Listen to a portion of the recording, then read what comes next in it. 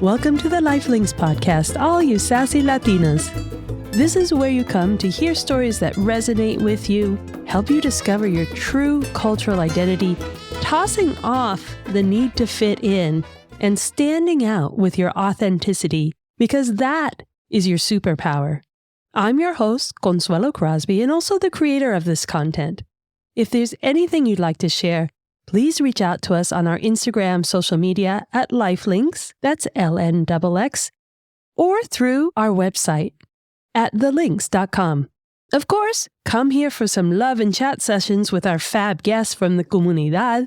Sit back, have your cafecito, maybe some vino, whatever you like.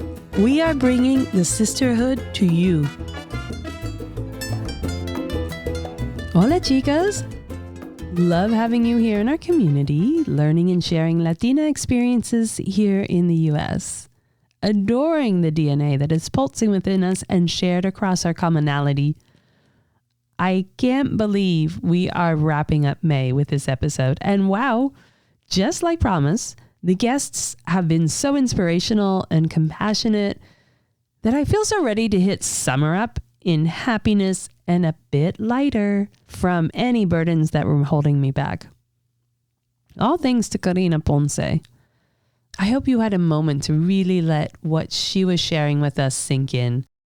Both healing ourselves, going back to our inner child, and actually being the nexus for past generations to heal is really just mind-blowing. And now that you've done a little bit of the hard work, and you've brought out your inner child a little bit more forward, and she's happy and joyful and wanting that same childhood experience, what better time to have our guest today? Because she will have you laughing and inspired and craving, yep, ice cream. Stephanie de la Cruz is founder of De La Creamery Ice Cream, creating small batches from scratch here in Oakland, inspired by her Mexican heritage. Café de olla, Elote, and her very first Horchata. There's nothing she won't try, and we're not just talking ice cream. Stephanie loves collaborating with the community food professionals to create an entirely new experience for all. Welcome to the Lifelinks podcast, Stephanie. Oh, Consuelo, I'm so excited to be on your show, and it's an honor to be among the group of folks that you. They are really fun. The Latinas we have had on are really fun, and we start talking for hours. It's just such a simple conversation to have because their stories are amazing, as is yours. So why don't we just dive right in? Because I know I'm excited to also get to your entrepreneurial journey of ice cream making in the traditional flavors of Mexico. But first, let's find that cultural heritage story of yours. Yeah, so I was born in Southern California, in Los Angeles County, as were my parents. We are multi-generation in the country. So we grew up in deep Chicana culture. That's really how I identify, is Chicana, Mexican American. And it's a very passionate bond between being Mexicano and being American. And then I moved to the Bay Area in 2014. So moved away from the family. That must have been something for you because it's a lot different in the Bay Area than it is in LA. I grew up in a very large family. My parents are one of 5 siblings, both of them. And I am also one of 5 siblings. Oh. Yeah, I'm the baby of my family. And with that comes a little bit of rule breaking, I would say. So I moved, and when I did, my family was incredibly proud of me, but I still get calls almost every week. We wish you were here. What are you doing? What's in your fridge? When are you moving home? My mom is just kind of like, so you're done, right? Like your vacation's over. It's really hard moving away from my family. We're very traditional in the fact that we are all so close. My sisters, my cousins, Those are my best friends. So then did you come up to the Bay Area, San Francisco Bay Area? Did you come up for a certain purpose, or were you just drawn in wanderlust? You want to try something new? What was it like? I knew I was always going to move to San Francisco specifically. It was like my teenage dream, we'll say. I wanted to go to college up here, and I said that I was going to move up here to work for the Giants. I'm a huge sports fan. So, that's going to rattle LA family tremendously. Yes. Come on. So my dad grew up a Giants fan. And I think a huge part of that is because, so we would take vacations up to San Francisco to see the Giants. So I've always had this inner rebellion part of that. And so we would vacation a lot. My dad loves to drive. So we would often take road trips to San Francisco. And I fell in love with the city, and I said I was going to move here. So I decided that I wanted to work for the Giants, and I studied in broadcast communications for my degree when I came up here as a state. Wow. Because I wanted to be in sports broadcasting. I love that. That's so brilliant. And yeah, you are a total rule breaker.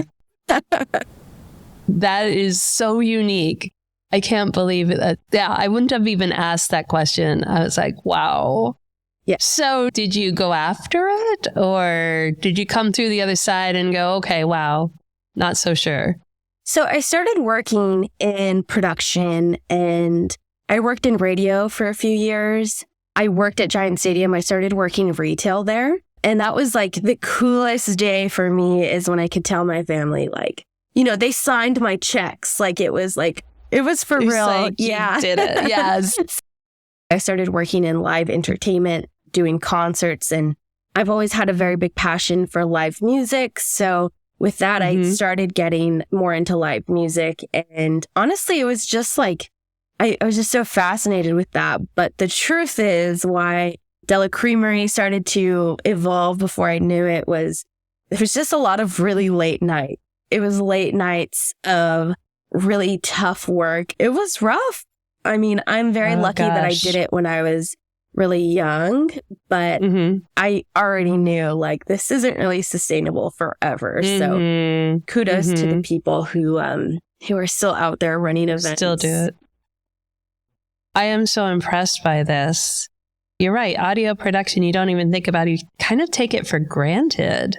Yeah, it's honestly, that's the other thing is it's a seriously male-dominated industry. It is. I was going to ask. It's honestly, it's detrimental. I was really young when I started, and being young, being Latina, being a woman in that field, it's really hard to navigate through. And it's even just funny stuff like the equipment isn't made for anyone who's under 5'11". Just the arm width that you need to carry stuff. It's no kidding. Yeah, it's really, really tough. All of these models are really made for specific people to do the jobs. And there was a lot of weird barriers that you don't even think about. And, at some point, I'm happy to run my mouth and tell a man to get back in his place any day. But every day is, right. We don't want to do that. That's going to break you down. No, it breaks you down. And you shouldn't have to. Right. That's when the environment's you're going to waste all your good, valuable, intelligent energy that way? No. Yeah. I knew that I had more to aspire to. Why is my energy going towards this? And I knew that I had a lot more nourishment to give versus just checking people all the time. It gets old. What was the catalyst going from something that is, somewhat scientific and it's engineering and you're dealing in an all male society and you're doing big events? And what was the catalyst that brought you to ice cream and the founding of De La Creamery? Yeah, so I've always loved ice cream. And this kind of goes back to a few stories that I've told is that growing up, my dad would pick me up after school and he would take us to get ice cream. And then we would go play at the park for hours. That was our time with Dad. And then my mom, on her evenings off, we would make ice cream sundaes, banana splits, or cones at home. So ice cream has always been a very family-oriented activity for me. And then I moved up to the Bay Area, and the Bay Area has so many amazing popular ice cream spots. Mm-hmm. And fortunately, I lived with a roommate who also grew up loving ice cream that way. So me and her would go on a lot of like dates after work and meet up and, hey, let's go try this place together. And a funny story is that I used to work at the Palace Hotel in downtown San Francisco, which has a Ghirardelli built into it. And all day long, they're making waffle cones. And you can smell it through the hotel. So me and my coworker, we used to call it Sundays on a Sunday. And we would go on our lunch or sometimes our 15-minute break. And we would split a sundae together and eat ice cream, like just for that period of time. So in 2019, me and my partner have been together for, at that point, like 6 years.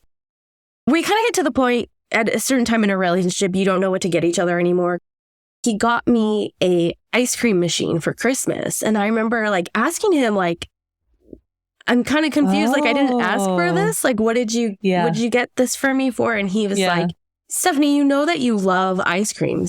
It's basically an appendage of you anyway, so you might as well have automatic source for it. Exactly. So I started making ice cream, and I was so pumped the first time I made it. But for anyone who's never made ice cream or custard before, it's very sensitive to temperature. So you can overcook it really easily, but you have to cook it to a certain temperature to cook your ingredients, melt the sugars, and cook the eggs. So my second oldest sister is a chef. And one of her favorite things to do has always been making ice cream. So I called her and I said, I need you to walk me through how to make my first batch of ice cream. And she did. She walked me through. It was like a 911 call. And it was so helpful. And she just told me, like, it's going to be fine. So I made my first batch of vanilla bean ice cream. And I didn't even let it like harden in the freezer. I couldn't help it. I had to try. It was just so good. Like, I remember thinking, this is the best thing I've ever had. From there, I started making just American classics. I started buying ice cream cookbooks and learning different things. But it wasn't until June of 2020. I'm sitting there and we're in the middle of the pandemic. I don't have much going on like most people. And I'm like, I really want to make horchata ice cream. How do you make horchata ice cream? So I thought back to how to make horchata, and I kind of started there.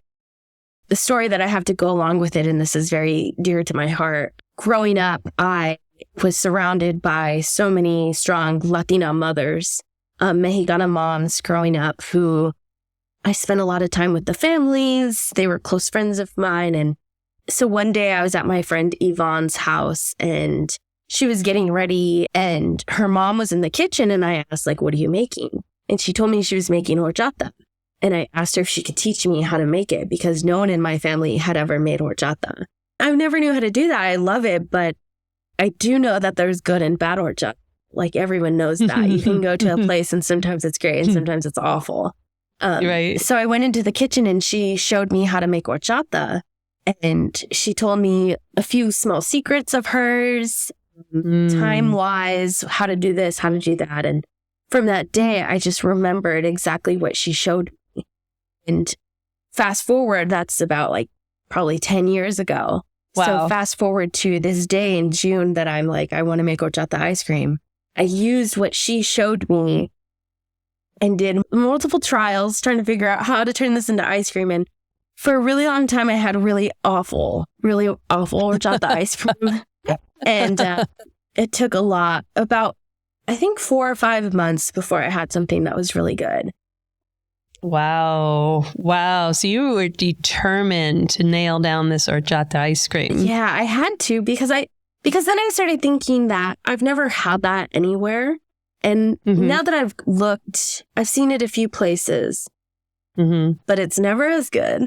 And also, it's never made by a Latina. Like, it never is. it means a lot to me to have made something really great. And just this weekend and multiple times, someone will come up to me and they'll tell me like, this is the best I've had. And, someone was like, you got it, chica, like, keep going. Oh, yes. Yeah. So there's that encouragement. There's that fuel to not give up and just keep going after what you envision, even though there's no model for you. There's no mentor except just your life experience, which is so valuable. I said that I'm able to kind of be a rule breaker, but my mom is like the most badass woman you'll ever meet. My mom is like, there's nothing she can't do. So I think of her and how she has dealt with her own life and her own issues. And I just see those parts of her in me. And I feel like I'm unstoppable with that woman being my mother. There's nothing I can't do. Oh, beautiful. Oh, tribute, honor, respect. Beautiful. Yeah, definitely. Maybe she's your lifelink. That's just where you get that ambition, you get that fire. And you probably, can I say that you have no fear? I don't know. Like, yeah, I do. But also, I just feel that empowerment from the determination that has just been like born into me, that I get scared, I think temporarily, but I ultimately come back to what do I have to lose? And I've grown to accept that everyone makes mistakes, but the important part is how to overcome them and grow from that and learn from that. Did you ever feel that struggle of, I can't explain it, but I just have to do it, and it kind of flies in the face of maybe what you're experiencing as a young person? Did that ever come up for you? Yeah, and I think that a lot of people have told me now, especially with my business, that like my ancestors are guiding me through this experience. And that really does come back to how you're saying that I feel like a lot of our culture does get Americanized or kind of lost if we let it be lost. I feel like with De La Creamery in my life, I found a way back to that in a lot of ways that it may have been blurred or purposely blocked out, or there's so many reasons why our culture gets cut away as we develop a life in America. And I feel like De La Creamery has brought me just so much closer to my family as a whole, but also family members who I didn't have relationships with before. I feel that there's a line for me back to who we are and where we came from. Yeah, that disruption, that tear from the culture. But your DNA does not know that you're not in Mexico with your ancestors. Right. It's your brain, and your brain's trying to struggle that. But as mending that disruption, mending that tear, it's just so soulful. It feels really nice. Growing up, we were always told to be, well, I guess we weren't specifically told, but I feel like my parents were told to be American, be more American to fit in. And then my parents raised us enjoying American culture, but also still Mexican within our home.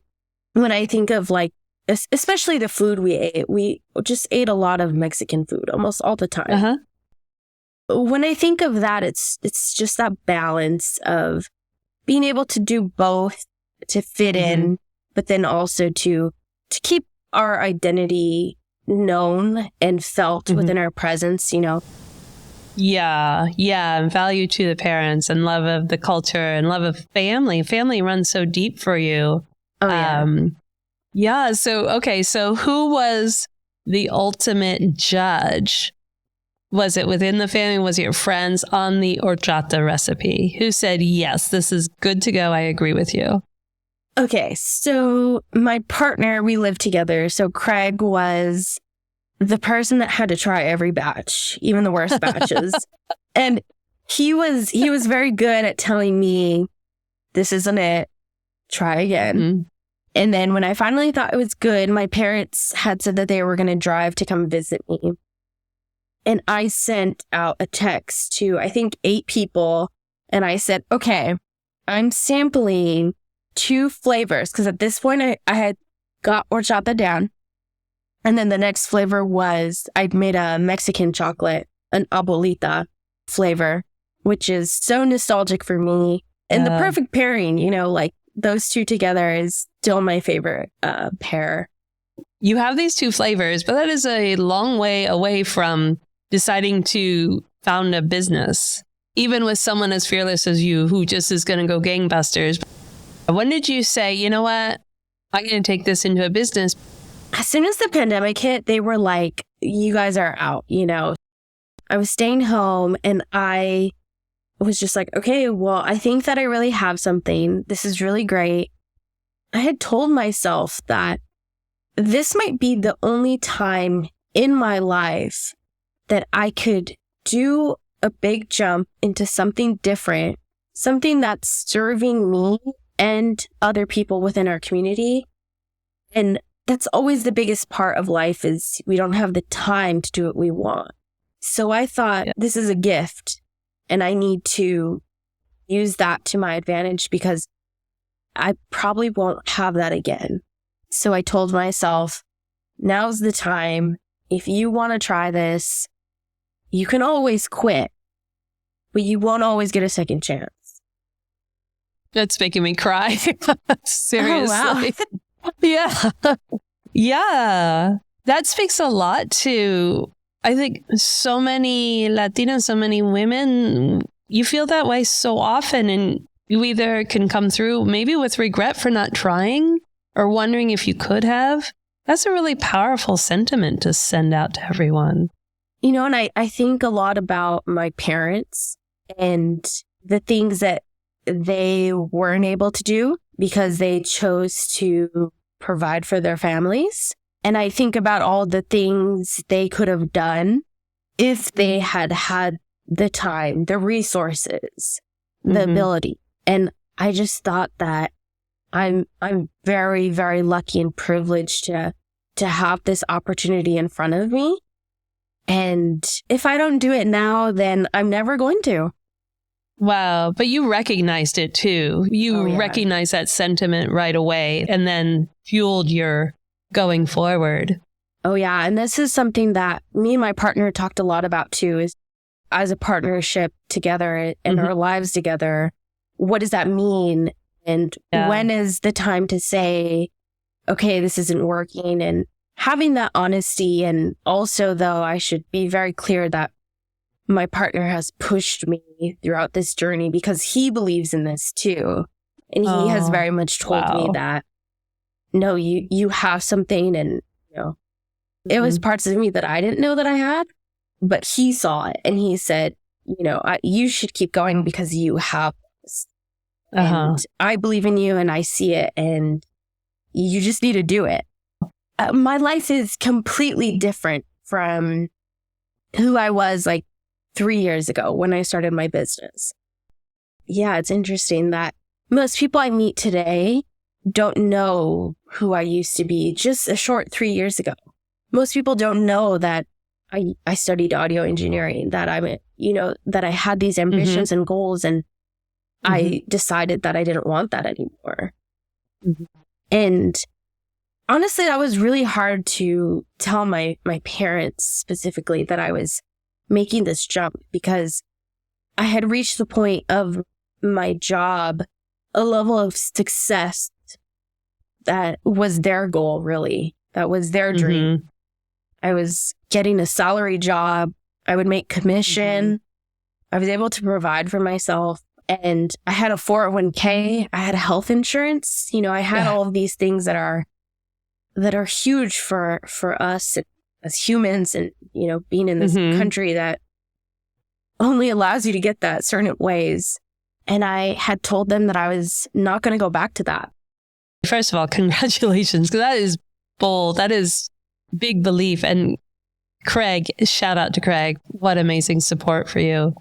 Wow, that is difficult to find outside. Like, for so many people can't find that kind of support in a professional setting. Did that emotional concern for how your parents felt about it, did that enter into your decision making? And did it make you hesitate at all? I knew that they weren't going to be on board with that decision. They're so proud of the life I built for myself. They didn't have to worry about me. And in a sense, all we want to do is bring comfort to our parents. We want to honor them. We don't want them to worry about us more than they already do. In the Latino culture, the worry is like extreme and constant, especially for the girls. Constant. And all that I wanted to do was make my parents happy in a lot of ways, and I still do.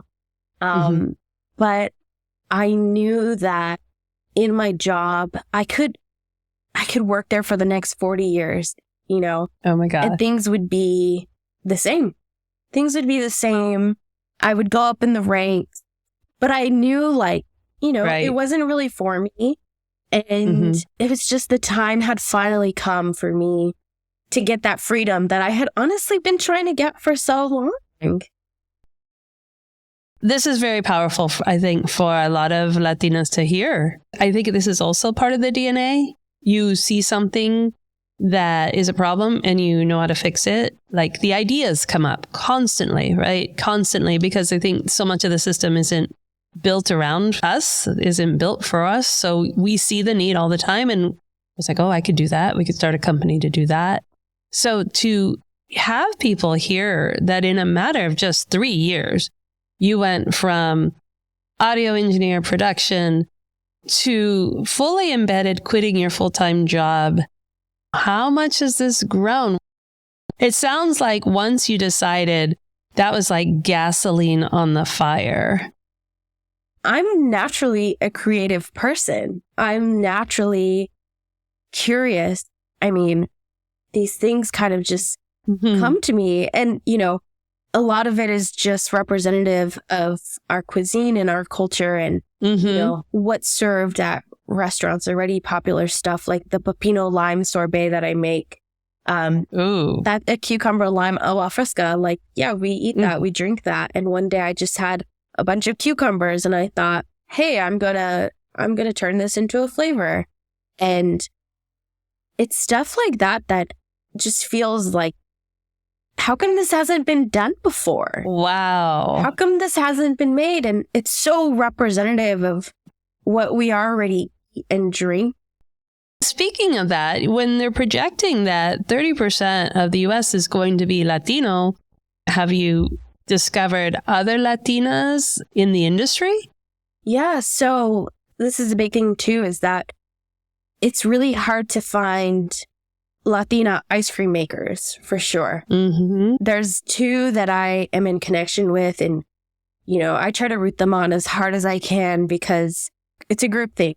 The more people love and accept us, the more we're going to be successful.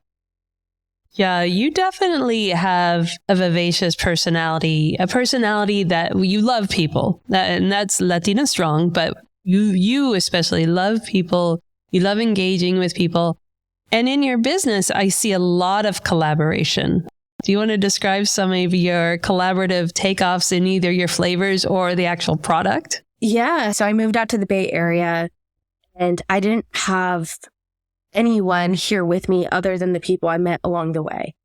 There was no one here, like family-wise, to be that back support for me.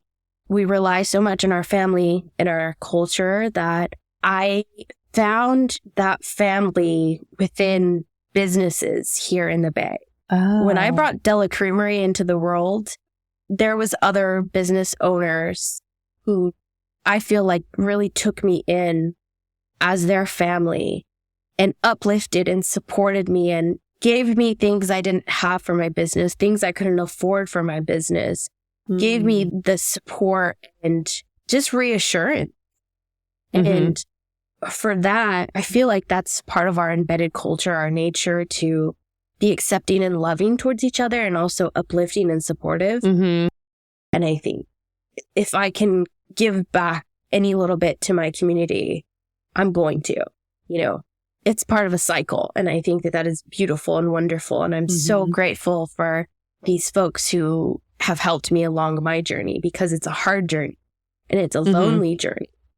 And I haven't had those family members here to really pushed me. And these folks stepped in those places and really, really helped me along those routes. So one of the things that I'm doing is a lot of folks know I make a spicy mole ice cream flavor. The local chef, Devin Gonzalez, who owns Tacos El Precioso, who's now closed down, unfortunately, but I met him and I said, hey, I'm thinking of making a spicy mole ice cream. Would you want to make the mole sauce for me? And he was like, are you for real? I was like, yeah, dude, let's do it. So he was like, okay, like come this weekend, like I'll have it for you. One thing led to another, and I started buying his mole sauce, the exact sauce he uses for all of his savory food. It has all the onions and garlic and chiles and chocolates and everything. We left it all in. Yeah. I blended it straight into the ice cream base that I made, and it became a mole ice cream. My newest flavor is a cayotas and cream, which has been a huge seller. It's flying off the shelf. I want to try this one. I thought I would hit you up this last weekend and I couldn't get out, but I definitely wanted to try this. Okay, so explain cayotas, because I had to do a little deep dive, and the collaboration, who you're collaborating with. Yes. So I had never heard of cayotas either. I didn't know what that was. So they're from Sonora, Mexico, and they're like an empanada like cookie. It's basically like a puff pastry, and it's full of guava jam and a goat milk caramel, cajeta. And you can fill them with different things, but that's the ones that are in ice cream. They're sourced from Tetuli, which is a local cayota business in the East Bay. And Sophia is the owner. So she had came to my pop-up and she'd give me some cayotas. And I was just like, as soon as I bit into it, like the first thought was like, this can be an ice cream. Like this can be an ice cream. So not only is she wonderful and so nice, she's become a friend of mine because of that. I know as a business owner, we produce a lot of waste, and that is painful for all of us. Throwing away food is like the hardest thing we have to do, I think, as owners and as Latinos. Like, we just don't want to do that. No. So I save every little scrap of leftover. My husband will throw away like a plate of rice. I'm like, no. That can be something tomorrow. Yeah. We can't do it. So I had asked her if she could save her products that maybe didn't sell, or maybe something that didn't look perfect after bake. Brilliant. Yeah. And I asked her if she would freeze them for me and I would upcycle them into the ice cream. So I turned it into an ice cream, and it felt very natural to me to call it cayotas and cream. Like it's a Mexican take on cookies and cream. Like that's what it is. And it's kind of funny because I think marketing wise, I didn't realize, but like cookies and cream is such a popular flavor that like people are buying it just for the name. They don't even care what a cayota is, to be honest. And like next thing you know, it was like the bestseller of the month. So when you're having all these collaborations and you are, sharing your personality and your joy and your fun with other business owners in the community, are you starting to have business owners come to you and say, hey, do you want to collaborate? Oh my gosh. Yeah. That's awesome. The biggest honor for me is when chefs reach out to me and they ask me that they want me on their menu. They want my ice cream at their menu. And I am trying to very much honor my partnerships that I already have that are going really good before I take on a new one, because the last thing that I want to do is let down my previous partnerships with people that I've already said yes to.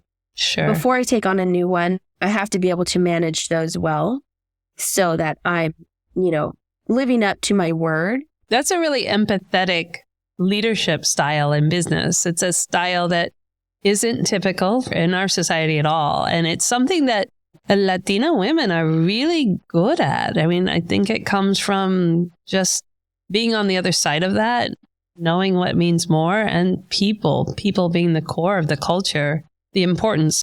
Well, and for me, like nothing feels better than seeing someone that I'm in partnership with and being able to hug them and say, thank you, I appreciate you.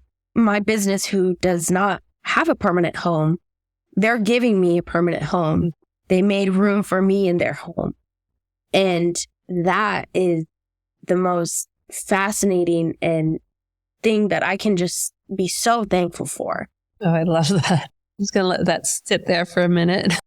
When you're in this partnership, especially with the chefs, and you become part of their menu, it all goes together so well. Are they saying, hey, this is my menu. I would love to have you on this with me. Do you sit there and go, oh, I know exactly the kind of flavor that would pair well with all of this? Yes and no. It depends on the circumstance. The cool thing is, like, a lot of them are very happy to see me doing my own thing and, you know, tribute to Mexican flavors and community. I'll do a small private dining experience for some restaurants. So I'll make a one-off batch for that experience. Yeah. Okay. But, you know, as I grow more as a business, I'm able to have a little bit stricter guidelines if that doesn't fit into my schedule and I can't make you one-off. As I talk to other Latino businesses, is that charging for our worth, that's a big thing for me because my ice cream, it's not cheap.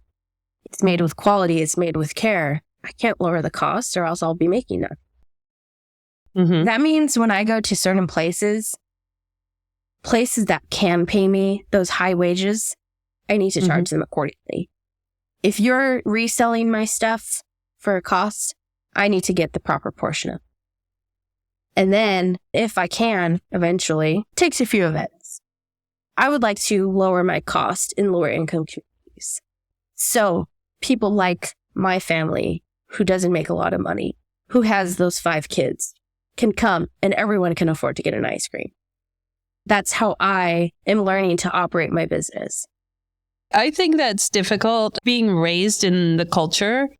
All the points that you were hitting in standing up for yourself as earning your wealth, earning your value in your product, being respected for your product and what goes into it.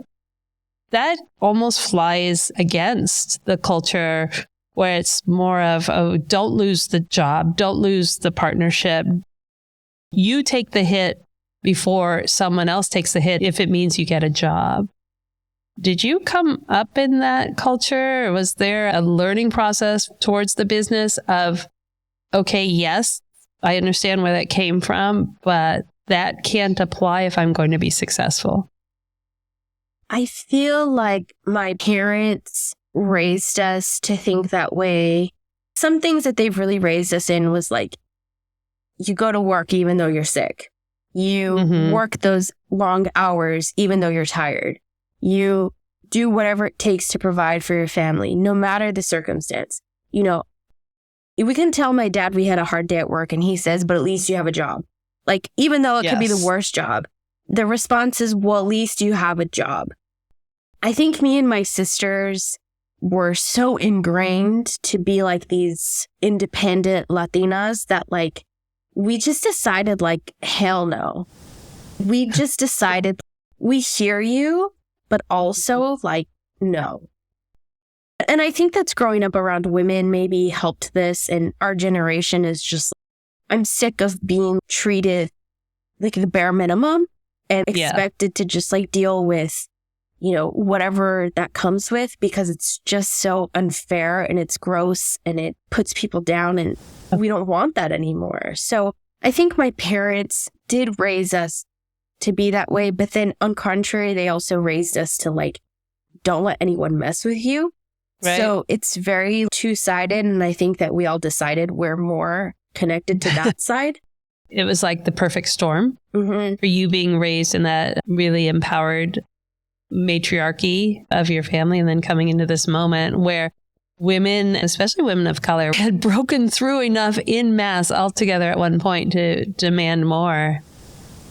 I love your story. I love, like, your brain is just on fire. I can feel it. I don't know why it's not melting the ice cream, but it is just like, I'm sure you came up with 3 different flavors while we're talking, but just for the listeners, put it all in one spot, like run through 5, 6, 7 of the flavors But they're just like, yeah. Let's go. So my 5 main flavors is the horchata, the Mexican chocolates like a abuelita. The café de olla is, most of us probably know what a café de olla is, but it's a coffee, cinnamon, clove, nutmeg, brown sugar base. Also Consuelo's favorite, just saying. There we go. Yeah. The agua de Jamaica is a hibiscus sorbet. That one is rotating. I usually try to offer 1 sorbet per event. So I rotate that one out, especially with fun seasonal flavors. So I try to have Jamaica a lot during like fall and winter. That is one of my favorites. The elote is a roasted sweet corn. I roast whole corn cobs over the huge industrial kitchen flame, blend that directly into the ice cream, and I swirl a habanero lime jam throughout it to give it a little bit of a kick. This is something that me and Craig dreamt about for months. We were just thinking about how to do it. And it is, at first, it was rough. It was so rough to make this flavor. And now it is like the biggest cult classic flavor that I could ever have thought of making. I never thought that I could make something that has this kind of fans for it. It is absolutely incredible, and I've never had anything like it before. So that is the Deli Creamery 5-piece lineup. Those are really the bread and butter for me. You really have pride for what you're producing, but also more so, it feels like you're sharing part of yourself. Like you said, you gave birth to De La Creamery. This is like you're giving your little firstborns out to everybody. I love it. Okay, I have a flavor for you then. Yeah. You talk about extra fruit on the tree. I have a quince tree. Ooh. And every year, very, very seasonal, very short. Like you just get it 1 pop. You get 1 pop of the fruit. And I make membrillo from it. Never had that. Oh, see, I'm Peruvian and Spanish. The quince kind of look like a fuzzy green apple, and they're very, very hard because they have so much pectin in them. Perfect for jam. So, yes, when you boil it down, and membrillo ends up being almost beyond jam, it's like sliceable because they serve it with the manchego cheese. Yeah, so when you boil it down, and it takes a long time, it actually turns this really deep, like smoky paprika orange color. And the flavor is off the charts. I want to try. I'm going to bring some to you. I'm going to hit your next pop-up that I can make. And then I'll bring it to you. And then I'll let your creative mind just go at it. Yes. Love that. Yeah. I think about like my mom, to her dying day, she would have her ice cream. But in Peru, they would use a lot of the fruit. They would use lucuma.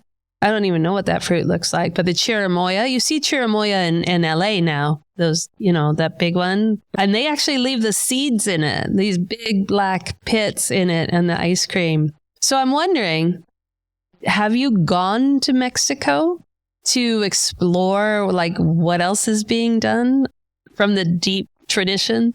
Okay, so that's part of what we haven't even got into is that I've only been to Mexico once.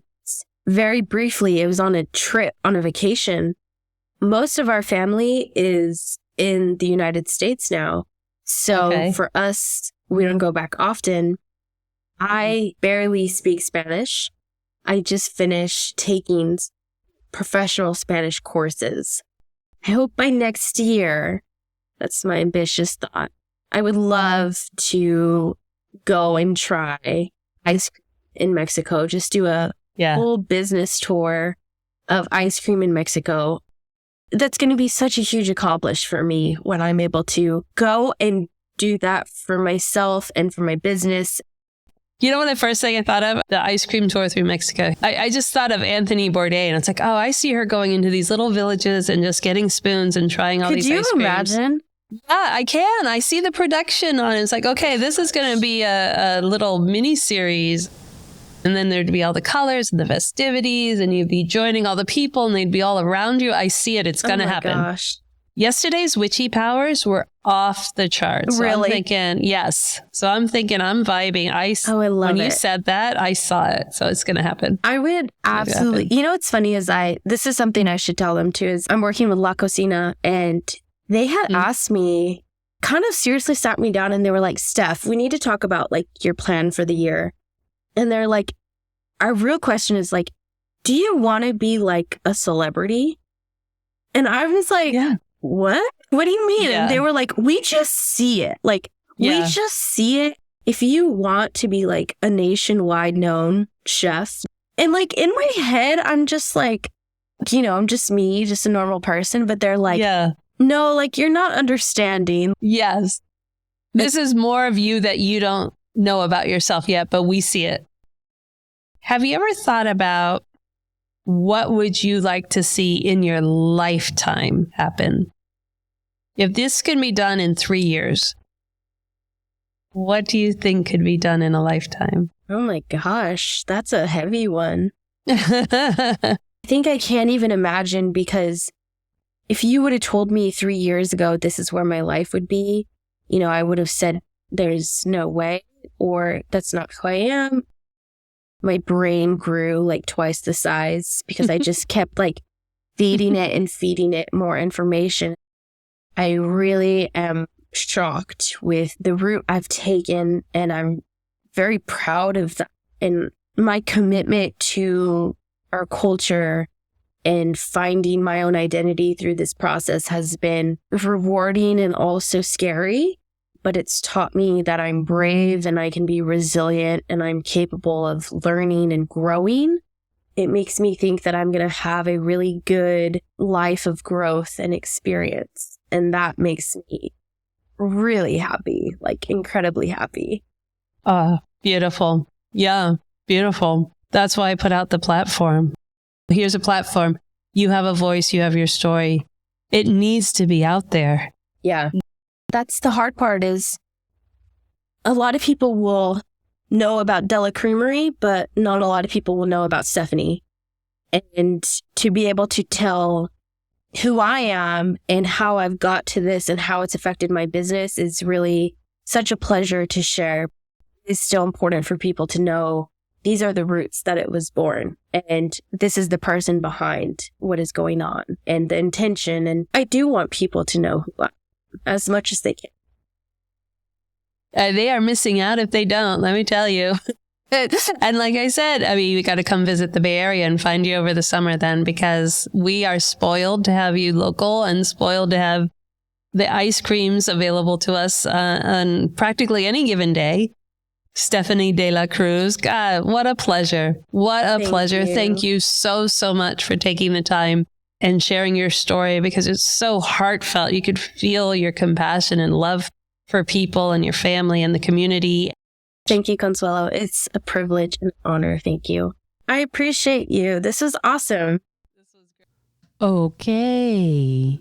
Craving some of those flavors, or maybe the original versions of those dishes, right? Oh my goodness. Wow. You all will have to come visit us in the Bay Area, specifically Oakland and San Francisco, to catch Stephanie and her goods at one of the local pop-ups, and always in the Tohono Mercado in San Francisco. You may even catch a Giants game, which should really be hosting their favorite past employee with a vendor spot. Maybe create a new flavor for out there. Move over, Ghirardelli. There's a fresh Latina on deck.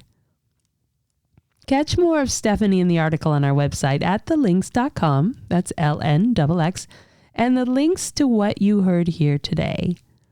We really appreciate that you share this podcast with your friends and community to learn more about the sassy Latinas that thrive here. And remember to subscribe to the podcast on any of your favorite streaming platforms so you don't miss any of these amazing women that add so much joy and empowerment to your life. Step into your truth, ladies. Ciao. Really appreciate the time you take to rate and review the podcast. Get the backstory and what you've heard here today and reach out to us at thelinks.com. That's LNXX. Because it's about time, it's about us. Stay in the groove on our social media at Lifelinks and get ready to make your move, ladies. Viva!